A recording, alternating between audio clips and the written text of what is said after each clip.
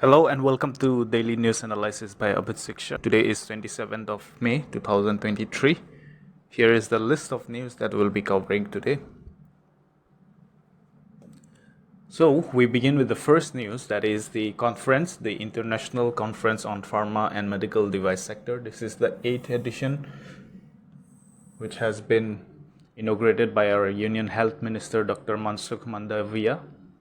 Now, he has unveiled in the conference the National Medical Device Policy 2023 and also has launched the Export Promotion Council for Medical Devices. Now, this is a conference that is an annual flagship conference which happens annually, and for 2 days it has been happening in India from 26th of May 2023.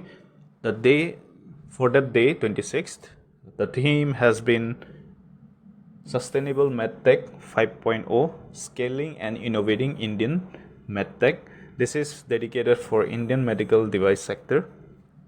And for today, the theme is Indian Pharma Industry Delivering Value Through Innovation, that is on pharmaceutical sector. All right. Now we'll go to the important point, that is the National Medical Device Policy. What is it? We'll try to understand. Now, National Medical Devices Policy 2023 was decided by the Cabinet in the month of April this year, and the policy is to strengthen India's medical devices manufacturing industry, and it has a vision to accelerate growth with a patient-centric approach, and the policy aims at making India a global leader in the manufacturing and innovation of medical devices by achieving 10 to 12% share over the next 25 years. And it also wants to help the medical device sector to grow from present $11 billion to $50 billion in the next 5 years. Okay, that is the vision of National Medical Devices Policy. Now we'll understand a little backdrop of India's medical sector.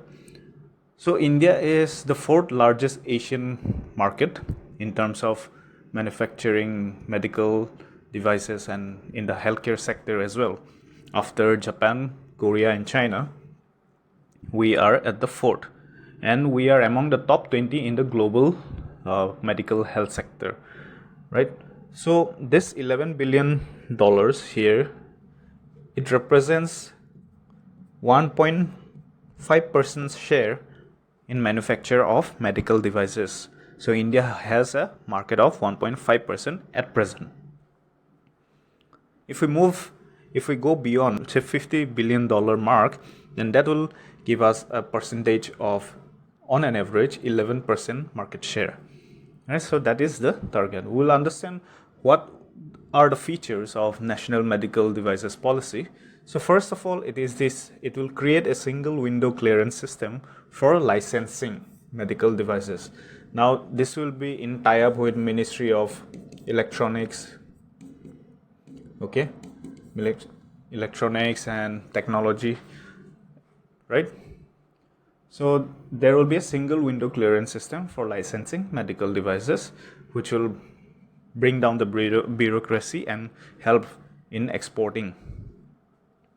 Then there will be large medical device parks with world-class infrastructure facilities, which will improve the skilled workforce in the medical device sector, and this will be again tied up with Ministry of Skill Development and Entrepreneurship, okay, for which a dedicated Export Promotion Council which has been launched. This will also cater to exporting of this medical devices. And the aim of the policy, as I have mentioned, is to reduce import dependence to nearly 30%, okay, and help the medical device sector grow from present $11 billion to $50 billion by 2030. So go through this policy once. This is an important policy by the government. Mines Ministry has organized the first ever Mining Startup Summit in Mumbai and on 29th of May. This will be organized on 29th of May with collaboration with IIT Bombay. Now this will be the first ever Mining Startup Summit, and Ministry of Mines with IIT Bombay, they will organize this, which will focus on innovation and techniques that will support and improve the performance, safety and health in building the economy, which will support and improve the performance, safety and health in building autonomy in the field of what? Mining and metallurgy. Now India has the third largest startup ecosystem in the world. Okay, and there is wide scope for involving startups in addressing various challenges, particularly in the mining sector, so that we simplify the process of mining industry by leveraging new technologies, by adding new technologies in exploration and mining, and enhancing mining and mineral production of the country to help our economy. Okay. Now, this summit will focus on interaction with leading industries in the mineral exploration sector.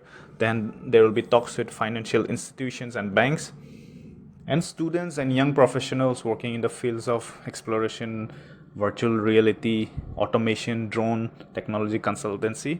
They will be benefited from this summit. And more than 120 startups and 20 major industries will be participating in the summit. Coming to the next, this is on this centrally sponsored scheme for development of infrastructure facilities for the judiciary.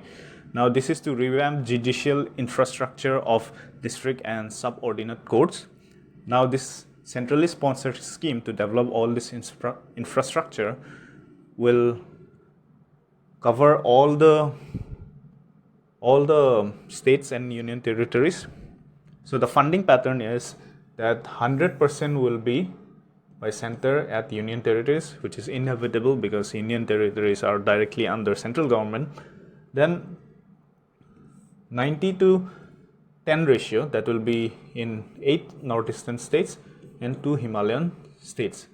So 90 is to 10 ratio, meaning 90% of the funding will come from the center and 10% from this 8 and 2 Himalayan 10 states. Then rest 60 to 40 ratio.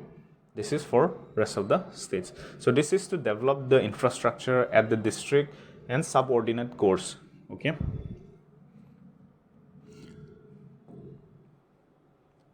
And coming to this important topic of census, this is taken from the Hindu newspaper. So the center has released certain codes for making this census, which will be the 16th census of our country. It has been delayed by a couple of years because of the pandemic. Now they are ready to take the census, and there are certain changes along with the modification of the past census. Right? For example, only 6 religion option will be there in the census. So what are those 6 religion? The major religions that are Hindu, Muslim, Christian, Buddhist, Sikh and Jain. These 6 religions will only be featured in the census. However, does that mean that the people cannot put their traditional or indigenous religious forms? They can write the name of any other religion, but there won't be any separate code. Okay. Now certain changes in the census, which will first of all retain the 6 religion option. It will ask, the new census will also introduce questions on consumption of bottled water and migration due to natural calamities. Okay, these are the new options for the questions. Then this will be first digital census by the country, and citizens can participate in the census from their home directly with a mobile device or any other handy devices. And there will be questions on travel time and metro rail uses that also have been added in certain cities or categories. And the new census will also include categories like acid attack, intellectual disability, chronic neurological disease, and blood disorder in the disability section. And also a code directory has been added to streamline the data processing. So these are some of the new changes, new aspects in the new census, that is the 16th census of the country. Okay, so with this we come to the end of today's news analysis. Do join our Telegram channel for all the updates on the courses and the PDFs of all the courses. And we have our crash course going on our YouTube channel, which covers all the major subjects required for civil services examinations. So you can watch those videos to improve your preparation. And finally, we have our study circle that happens early in the morning from 7 a.m. to 9 a.m. to help those serious candidates have that one-on-one interaction to enhance their preparation and build their personality. So thank you for joining this session. We'll see you soon.